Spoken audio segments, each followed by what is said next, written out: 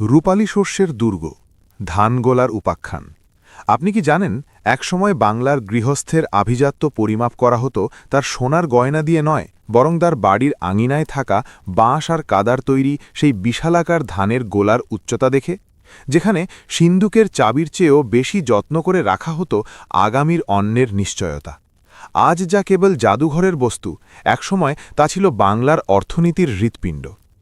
বাংলার বিস্তৃত দিগন্তজোড়া ফসলি মাঠের শেষ প্রান্তে, যেখানে গ্রামের সীমানা শুরু হতো, সেখানে একসময় মাথা উঁচু করে দাঁড়িয়ে থাকত আভিজাত্যের এক অনন্য প্রতীক, ধানের গোলা।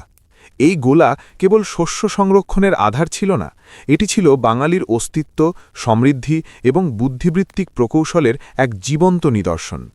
আদিমকাল থেকেই বাঙালি তার উর্বর পলিমাটিতে সোনার ফসল ফলিয়ে এসেছে, আর সেই বিপুল ফসলকে প্রাকৃতিক দুর্যোগ, ইঁদুর বা আর্দ্রতা থেকে রক্ষা করার জন্য তৈরি করেছিল এক আশ্চর্য স্থাপত্য। নির্মাণের কারুকার্য ও মাটির রসায়ন। একটি গোলা তৈরি করা ছিল অনেকটা মন্দির বা ঘর তৈরির মতো পবিত্র ও শৈল্পিক কাজ। গ্রামীণ কারিগররা জানতেন কিভাবে প্রকৃতিকে বশ করে খাদ্যকে দীর্ঘস্থায়ী করতে হয়। সাধারণত মাটির ছোঁয়া বাঁচিয়ে গোলা তৈরি করা হতো কাঠের বা পাথরের স্তম্ভের ওপর। এর মূল উদ্দেশ্য ছিল মাটির আর্দ্রতা থেকে ধানকে দূরে রাখা। বাঁশের চটা দিয়ে নিপুণভাবে বোনা হতো গোলার কাঠামো।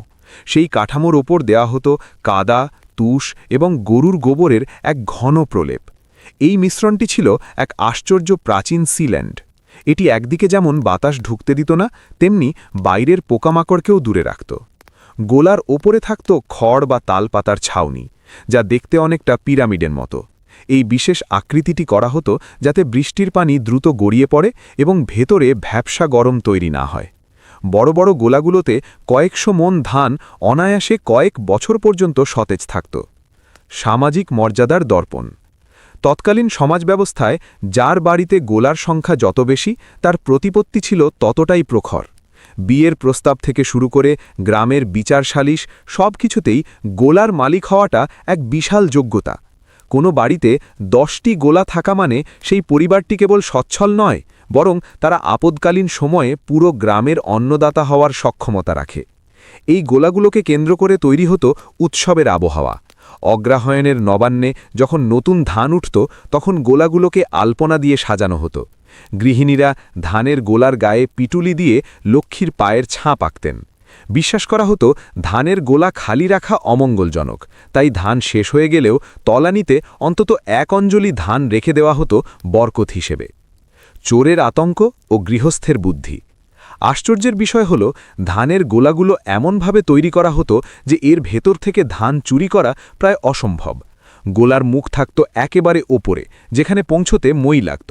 আবার নিচ দিয়ে ছোট একটি দরজা বা খিল থাকত, যেখান দিয়ে প্রয়োজন মতো ধান বের করা হতো। সেই খিল এমনভাবে তালাবদ্ধ বা গোপন রাখা হতো যে অপরিচিত কেউ তা সহজে খুঁজে পেত না। বড় বড় গোলাগুলোর ভেতরকার তাপমাত্রা বাইরের চেয়ে অনেক কম থাকত, যা প্রাকৃতিকভাবেই ধানকে কোল্ড স্টোরেজের সুবিধা দিত। ইতিহাসের সাক্ষী ও বিবর্তন। বাংলা যখন বারবার দুর্ভিক্ষের কবলে পড়েছে, তখন এই গোলাগুলোই ছিল সাধারণ মানুষের শেষ ভরসা। 52 দুর্ভিক্ষ বা পরবর্তী সময়ের সংকটগুলোতে দেখা গেছে সম্পন্ন কৃষকরা তাদের গোলা খুলে দিয়েছেন ক্ষুধার্ত মানুষের জন্য। এটি ছিল বাংলার এক অলিখিত সামাজিক বীমা। মানুষ জানত যতক্ষণ গোলা ভরা ধান আছে, ততক্ষণ না খেয়ে মরতে হবে না। কিন্তু কালক্রমে আধুনিকতার ছোঁয়ায় বদলে গেল দৃশ্যপট। প্লাস্টিকের ড্রাম, বস্তা আর চটের ব্যাগের ভিড়ে বাঁশ কাদার সেই শিল্পমণ্ডিত গোলা আজ বিলীন প্রায়।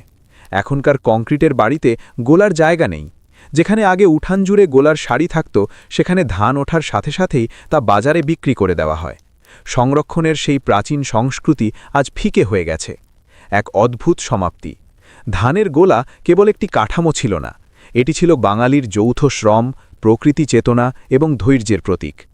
আজও যদি কোনো পুরনো জমিদার বাড়ির ধ্বংসাবশেষে একটি জরাজীর্ণ গোলা দেখা যায়, তবে সেটি যেন চিৎকার করে বলে ওঠে সেই সোনালী সময়ের কথা, যখন বাঙালির প্রাচুর্য ছিল তার মাটিতে আর নিরাপত্তা ছিল তার উঠানের ওই ধান রাখার গোলাতে। সেটি ছিল এক এমন আশ্চর্য স্থাপত্য যা মডার্ন ইঞ্জিনিয়ারিং ছাড়াই শতাব্দীর পর শতাব্দী ধরে কোটি মানুষের ক্ষুধা নিবারণের রসদ আগলে রেখেছিল।